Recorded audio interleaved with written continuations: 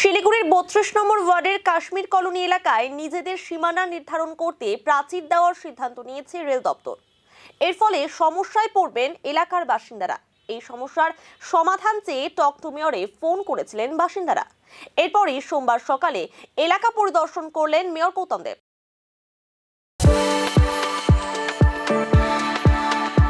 We are the dreamers, the achievers, and the leaders. Come, join us today.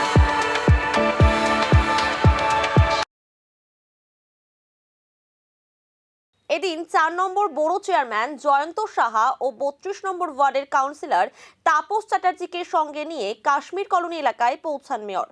সমস্ত দিক খতিয়ে দেখেন তিনি। এরপর মেয়র গৌতম দেব বলেন, রেল দপ্তর তাদের জায়গায় সীমানা প্রাচীর দিচ্ছে, সেটা তাদের দপ্তরের বিষয়।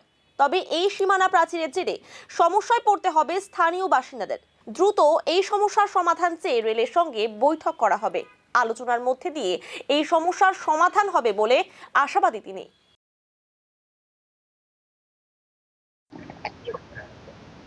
এখানে ওই রেল ওদের বাউন্ডারি ওয়াল দিচ্ছে, পাইপলাইনকে ছেড়ে ওদের এখানটা, কিন্তু সেটা করতে গিয়ে দেখা যাচ্ছে যে আমাদের 3টে বড় এন্ট্রি পয়েন্ট আর প্রায় 200 মিটার জায়গা, যেটা বাকিটা 16 ফুট 18 ফুট রাস্তা পাওয়া যাচ্ছে, অতটা অসুবিধা হবে না। কিন্তু এখানটায় 8 ফুট হচ্ছে। 8 ফুট হয়ে গেলে 8 ফুটে একটা গাড়িও ঢুকবে না, একটা অ্যাম্বুলেন্স ঢুকবে না, একটা ফায়ার সার্ভিসে ঢুকবে না। তো এটা একটা সমস্যা হবে। রেলের সাথে আমরা টেক আপ করেছি। রেল 3টে এন্ট্রি পয়েন্ট, সেই জায়গাতে ওরা 18 ফুটে স্পেস দিচ্ছে।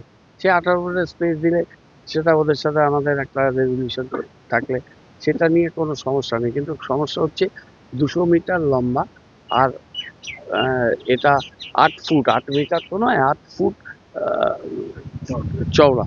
এই জায়গাটা 8 ফুট চওড়া, সেটা মানে খালি হেঁটে যেতে পারবে, মানে একটা স্ট্রেচারও ঢোকাতে পারবে না।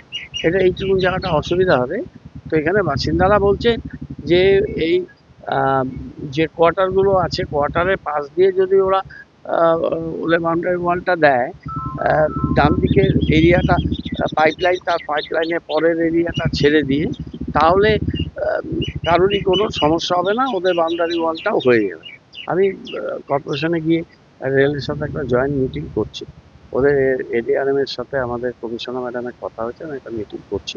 মিটিং করে সমস্ত প্রপোজালগুলো দেবো, দিয়ে দেখি আরও আলোচনায় কী থাকে। কলকাতায় ছিলাম, ফিরে আসার যেদিন আমি ফিরেছি সেদিনই টক টু মেয়র শনিবার দিন ছিল, আর কালকে মনে হয় সোমবার ছিল। কালকে আমি অনেকগুলো মিটিং ছিল, আসতে পারিনি। আমি বলেছিলাম আজকে আসবো। জায়গাটা আমি দেখে গেলাম, না দেখলে আইডিয়া হয় না। দেখলাম, আইডিয়া নিলাম, এবার মিটিং করব। আমি কাউন্সিলরকেও ডেকে নেবো, পাড়ার 2-3 জন প্রতিনিধিদের ডেকে নেবো, ডেকে নিয়ে রেল আর আমাদের অফিসারদের নিয়ে সবার সামনেই মিটিং।